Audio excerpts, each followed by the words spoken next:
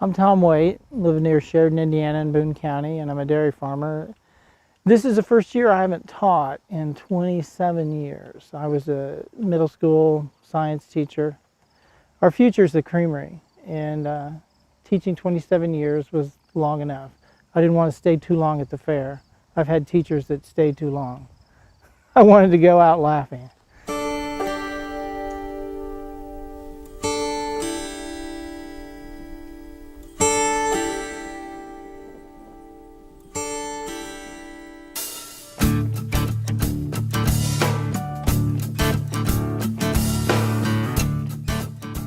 Well, we have jerseys, about 90, and we milk twice a day, of course. Farm about 200 acres, raise corn, wheat, alfalfa, and everything is raised, goes into the cows. Gee, let's see, I have been on this farm around 30 years. We have a basketball goal up in that barn, which is the barn's over 100 and some years old. When my kids were little, a friend of mine decided we'd put up a basketball hoop, and it's worked out really well. When we started milking, we sold to a co-op. If I'm producing milk, when I sold to the co-op, I had no control over it. I mean, I could really do the best job I wanted to, but it all gets pooled together. We're not too big that you can't get rid of your product. If you have 100, 200 cows, you can't get rid of that. But if you're milking around 40 and you find a niche market and you have to research it really hard, we live near a metropolitan area. And I thought, well, when I get done teaching, we'll give it a shot. We'll try to sell our own milk. We offer something nobody else does. I mean, it's Jersey cream line milk. So normally jerseys will give about 50 pounds a day. At 40 cows, that's about 2,000 pounds. And generally that's 700 half-gallon bottles. Then we do some 12-ounce bottles of chocolate and strawberry. Most of our milk goes to mom and pop grocery stores. People that have fresh produce, fresh meat.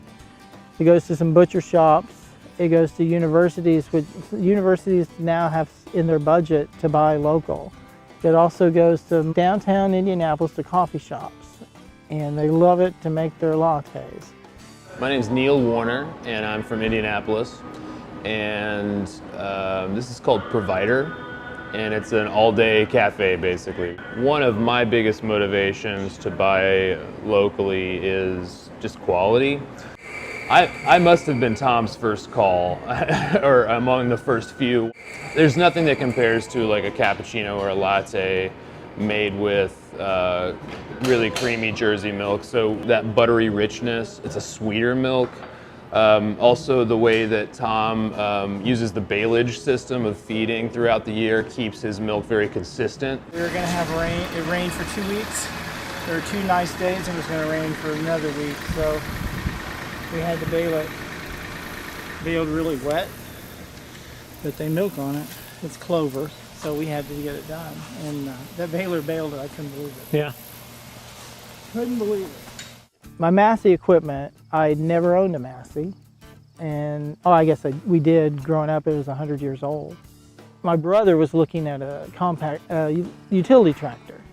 And he said, oh, I met this guy, Dave Horde. He knew Dad from way back. And I said, really? I said, well, I've got a New Holland tractor.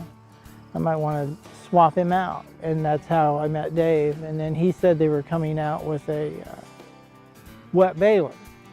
My name is Dave Horde. I'm a salesman at Rowdybush Equipment in Westfield, Indiana. It's very critical for milk production to actually preserve as much of the nutrients from hay as they can. And the wetter you can actually bale that hay, the more of those nutrients you preserve. This baler is heavy, it's designed as a size baler, and that's what he needed.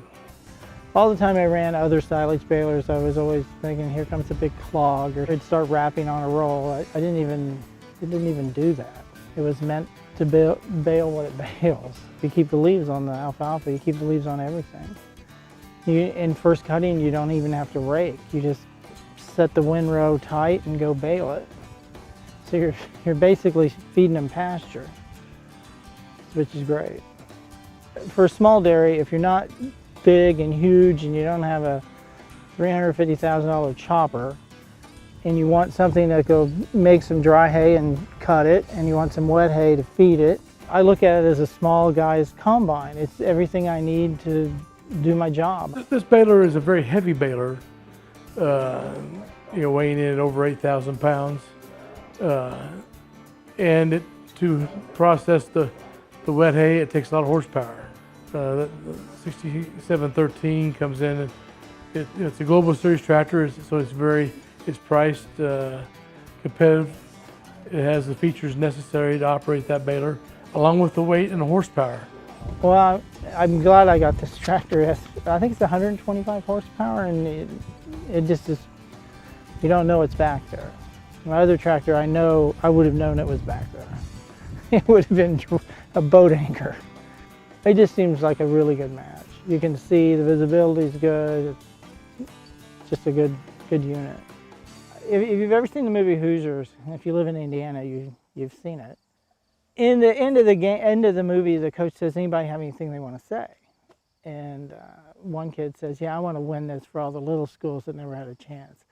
And I guess the reason I put a creamery in, there isn't a farmer who produces milk who doesn't sit at his table or her table and say, "Gee, if people would just be able to drink this, they'd like milk." And I thought, you're going up against it, but that's right. If they could have the natural milk, and I thought, well, that's why I do it, for all the small guys that never got a chance.